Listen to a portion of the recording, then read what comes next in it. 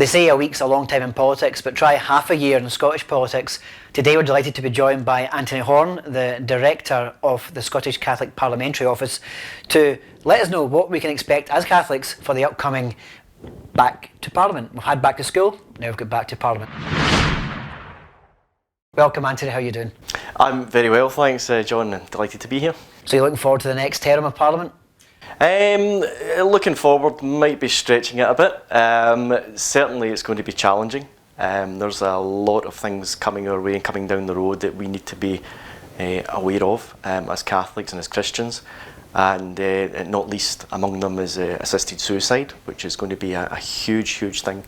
We're expecting Liam MacArthur MSP to publish a bill probably by the end of the year, and we really need to make sure Catholics are mobilised, they're energised, they're equipped with the knowledge to deal with that issue and to convince their MSPs that it's a bad idea. And I'm absolutely delighted, I'd be delighted to go into more detail on that for you. I think we'll definitely need to do that and hear about what's happening with that legislation. I think before we go into that, when you go to the kind of background of what's happened so far this year, obviously it's been the big news story as Nicola Sturgeon resigned, and James Youssef won a very, you could call it, maybe a bitter election in some ways, because the press were particularly ferocious when it came to the treatment of one of the candidates, Kate Forbes. Kate is not a Catholic, she's from the Free Church of Scotland, but she shares many of her views. What was your thoughts on that campaign and her treatment? It was disappointing. I wasn't altogether surprised. I think people of faith are an easy target today, especially those who are in public positions, including politicians. So I think Kate was an easy target, particularly in relation to her views on abortion and same-sex marriage. We know that I suppose the Catholic view and the Christian view of that isn't very popular, I suppose, on those two issues at the moment. But you know, people are entitled to hold those views, and I think what was most disturbing about the Kate Forbes situation was this suggestion that her faith and her beliefs, particularly around those two issues that I mentioned, should debar her from public office and from being First Minister of Scotland. And I think that's really disturbing. Most people knew before the turn of this year what Kate Forbes' position was in these issues. She had been a high-ranking minister for 3 years. And no one said anything. There was no issues, but suddenly it had become an issue. And I think that's mostly down to the fact that the press got involved. The mainstream press became more interested in it because, of course, it was during the contest to become the next First Minister of Scotland. So it was disappointing, but it was interesting too that Kate, the number of votes between Kate Forbes and Humza Yousaf at the end of the day, you would struggle to put a cigarette paper between it. So I think that that's very interesting in itself, and maybe it's something that we need to think about. Is despite, if I could put it that way, despite Kate's position on abortion, on same-sex marriage, and other issues, she was very popular. And you think that's burst the dam, so to speak? You know, a few months ago, no one was talking about these issues. They were kind of settled issues in Scottish politics. But suddenly, Kate Forbes comes on the scene. Christianity and the belief of Christianity is back to the fore in mainstream news and papers. Do you think it's made it easier for future Christians, Catholics to stand in elected office? I hope so. I think it's important. Certainly as Catholic Christians, we absolutely have to be true to our beliefs. I think we have to be courageous. We have to be brave, and be open and honest about the beliefs that we hold, just like Kate Forbes is. And there's other politicians too, to be fair, but there's probably not as many as there should be, and I think that's troubling. So it would be good if more of our politicians could look to the example that Kate Forbes has shown, and to be more open and honest about their faith. And you know, we live in people talk about cancel culture and the idea that, you know, faith is silenced in Scotland, in the UK, and in Western Europe today. To some degree, that's true. But you know, when you look at other parts of the world, the penalty for being open and honest about your faith is a hell of a lot worse. So there's no reason why more of our politicians and more of our public figures can't be open and honest about their faith. Yeah, and of course the reason this story came up initially was Nicola Sturgeon's resignation. How has the change of First Minister changed your job in a sense? Has there been an atmosphere change? Has it been better or worse? What's your kind of thoughts on Hums's new position? Well, I think it's still early days for the new First Minister, and we'll see in the next couple of weeks when he publishes his programme, his government's programme for government, what his plans are, because I think that's something that he needs to try and nail down, is what is his vision. He spoke about it in general terms when he first became First Minister, but I think now will be his opportunity to try and cement down really what it is he stands for and what his vision is. As far as the Bishops' Conference of Scotland is concerned, the new First Minister has been open and in terms of reaching out to the bishops, and there is a meeting coming up in the next couple of months with the Bishop President Hugh Gilbert. So that's all very encouraging, and hopefully we can build on that. Yeah, and hopefully, of course, we'll see where the sides fall in the euthanasia debate. That's coming up, as you said. Liam MacArthur, the Lib Dem MSP, has introduced a bill, or going to introduce a bill in the coming months. What's the Church saying about it, and what should Catholics be doing about it? Well, yeah, as I say, the bill should be published within the next few months, we expect, and we roughly know what that bill is going to contain. So it will permit people who have a terminal illness, who are mentally competent and who wish to die, the right to die. And that would be by what we would call assisted suicide. That's different from euthanasia. Euthanasia is where the doctor will generally administer the lethal cocktail of drugs, normally via injection. But in assisted suicide, the doctor will give the patient the drugs, and they will take that themselves. So, and that's what's being proposed in Scotland, and what will be proposed in Liam MacArthur's bill. Now, and it's really, really important that we get to know what this might mean, because on the face of it, when you hear a lot of the stories of people travelling to Dignitas, it is quite easy to understand the heartache and the pain and suffering that goes on at the end of life, and all of that, and absolutely we have to have love, we have to have compassion for people in those situations. But I don't think that the best approach in that situation is to kill people. I think we should be helping people to live, and to live as good a life as possible. And I think that's where we come into the realm of palliative care.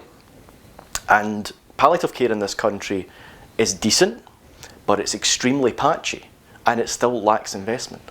And so we need to look to correct that before we go down the road of essentially state-supported killing of people. Because that palliative care is so important. So, and this is the thing, if we're to legalise assisted suicide, what does it mean for palliative care?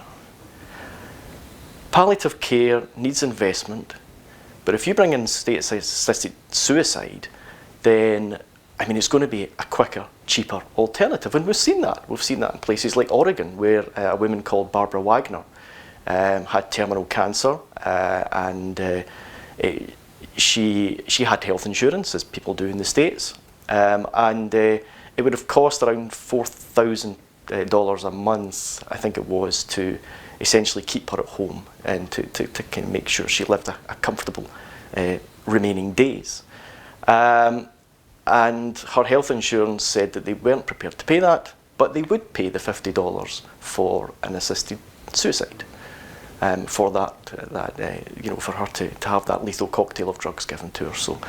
So that's what happens. Palliative care is probably at serious risk of lack of investment going forward. And I think the same could be said for prevention of suicide generally. What kind of message would legal assisted suicide send to people who are on the edge? Because what the message that for me it sends is that actually suicide is an appropriate response sometimes to your circumstances, your anxieties and your worries about life. And that is completely the wrong message to send. In fact, it's just incomprehensibly inconsistent with the message that suicide is something that should be prevented. I mean, if you go around this town just now, I'm sure you've noticed the signs yourself perhaps. There's many signs North Lanarkshire put in place at spots where people do tend to commit suicide in the area, unfortunately, encouraging people to seek help. So it seems to me that it's entirely undermined, that message. The government brings in this move. And speaking from my own experience, I've had mental health issues in the past, God forbid, never as bad as being suicidal, but one doesn't know what someone's mentality is going to be like in a few years' time and what's going to be available for them. So it's a big concern. Yeah, and it's interesting because, you know, if you're a young person, a teenage person, you know, the world's a very difficult, challenging place to grow up in these days with social media and all the different challenges that come with that. But if you're a young person and you're contemplating suicide, and in fact you may even try to commit suicide, and that is a cry for help. It's a cry for help. And instead of saying to that person, right, okay, here are people you can talk to, like the Samaritans, for example, and there's other faith groups that help out as well. Instead of pointing them in the direction of those people, you're actually pointing them in the direction of the doctor's surgery to say, well, actually, we can help you do that. And that is just a confusing message. And it's a, you know, and it's a slippery slope. If you look at Canada and Oregon and all these places where assisted suicide and or euthanasia is legal, you know, what was originally meant for to be really, really strict in terms of people who are terminally ill and mentally competent and want to die, and it was adults as well. It would only be adults. Well, now it's children. Now it's children under 1 year old who have spina bifida in Belgium, and now it's children, you know, people with autism. Which is unthinkable. We all know people with autism now, and yet they are, you know, assisted suicide is available to them. And we've got people with dementia, people with anorexia. You know, so as soon as you open that can, those worms are going to fly out, and it's just going to be expanded. The safeguards are going to be eroded, and it's going to become very dangerous. And that's the interesting thing about assisted suicide, or proponents of assisted suicide. They will often talk about autonomy, that it's about choice. But actually, this isn't an autonomous decision at all. I mean, there are so many external factors at play. You know, people will feel pressured to end their lives. I mean, we've seen that in the statistics from Oregon are that 53% of people who opt for an assisted death say that one of the reasons they've done that is because they feel pressure. They feel like they're a burden to family, caregivers, or whoever. And so you know, if people are feeling like that, then that's not right. That's where the state's got to step in. And so we're seeing people who are, and as I say, it's uncontrollable. But to get back to my point about autonomy, so there are so many different factors at play, external factors. It's not autonomous. And indeed, Patrick Harvey, who's a strong and vociferous supporter of assisted suicide, himself admitted in 2015 that autonomy isn't absolute. And of course, if it is about autonomy, it's about choice, well, why then are Liam MacArthur and other proponents of assisted suicide so desperate to tell us that there are safeguards in place? If it's about autonomy, then you don't need safeguards, surely. It doesn't need to be restricted. So that argument completely fails. I mean, one of the things that everyone in this area, we're talking about Lanarkshire in particular, is aware of how bad the NHS is. I mean, not to take away from the good work that doctors and nurses are doing in an incredibly difficult situation, but they're stretched. We have not got a GP practically in this area who can be seen by people, and people who are watching this will probably agree with me, not to mention any surgeries in particular. But if you put two and two together, you bring in this bill, you're effectively allowing the opportunity for these pressures to spill over into the idea that assisted suicide, euthanasia, is the best option for the NHS, for the collective good, and it turns people into a burden. Do you think that's the case? Yeah, I think that's absolutely right. I mean, you look at Canada. In fact, Liam MacArthur, in his proposal for a bill, chillingly cited some estimates from Canada. I think it was a cost saving of £84 million equivalent in Canadian dollars a year, with assisted suicide. So so that your health service is going to save money with assisted suicide. That's very, very chilling. But that's the way. Let's be honest about it. That's the way our governors are going to look at it ultimately, and that's the way the NHS is going to look at it eventually, if it comes to pass. And that's another thing. And you've touched on, going to your GP surgery, and people. I don't think people realise that. Assuming if this was to come in to be law, and it was about terminal illness and people who are mentally competent, then if you have a terminal illness and you go visit if you go to your GP and you're diagnosed with a terminal illness, you are going to have that conversation. Whether you like it or not, you are going to have to make that choice whether to die early or whether to let nature take its course. And I don't think people have appreciated that. I don't think they understand how distressing that can be. In fact, Professor Theo Boer from the Netherlands described this as the distress of the choice. So people are going to, they've just been told they've had a terminal illness, but now you're going to have to make that choice. Actually, do you want the state to help to kill you? And in many ways, it's like death by prescription, and it's very, very. And the challenging thing there is you're putting that question in black and white terms. Do you want to die naturally, or do you want to have the state effectively kill you? What about palliative care? Where does that fit in there? I mean, will that choice be taken away? Will the option be there? As you alluded to earlier, that the funding for palliative care might be under threat from that. How do we encourage more people awareness of palliative care? Yeah, well, we need our government, we need our politicians to really step up to the plate when it comes to palliative care. We need, as I said earlier, there isn't enough investment, it's very patchy, so that needs to be improved. And if you look at places where assisted suicide and or euthanasia is legal, we've seen funding for palliative care at the very best stall, and at worst we've seen it reduced. And another thing is that I think is in Oregon, I think only 15% of people who opted for an assisted death were palliative care provision at home was discussed with them. That's only 15% of them. So you can see that palliative care is sidelined where assisted suicide and or euthanasia becomes legal. Why do you think that would be? Well, assisted suicide and or euthanasia provides a quick, cheap alternative. I think that's to be crude about it, but to be honest about it, I think that's what it does. Well, if someone's wanting to find out more about palliative care, do you have to address it directly to the doctor at the minute, or does the doctor offer it to you? I don't know the situation, not been in that situation myself. I don't know if you have any information about that. No, I mean, I think that's something you would discuss with your doctor, and I'm sure doctors would, they're best placed to do that, or in the hospital. So that's where you would discuss those options. And of course, there are hospices as well, who do provide very good palliative care dotted around the country.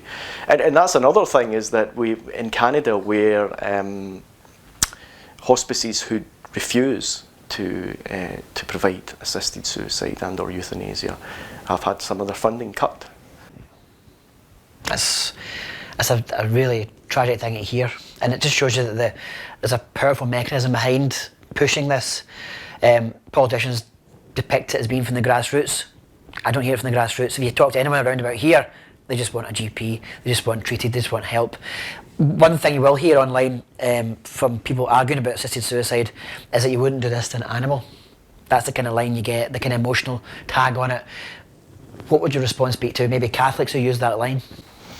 Yeah, well, with the greatest respect, and we all love our Fido and our Felix, and we want to look after them. But we are talking about human beings made in the image and likeness of God. So there is a distinction there that I think that needs to be recognised.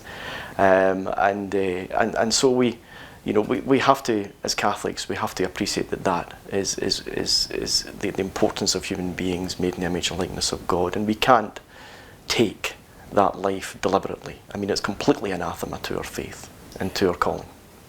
Well, thanks, Anthony, for coming through today. A very brief chat about the politics of the Scottish Parliament and also euthanasia today.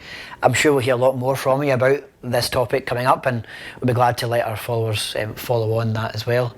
Of course, if you've been affected in any way by or feeling suicidal in any way, then please check out some of the links we provided below on the topic, because sometimes everyone needs a little bit of help. So thanks, Anthony, for coming in today. God bless your work in the Parliament this coming term, and may we see a renewal of faith in these lands. Thank you.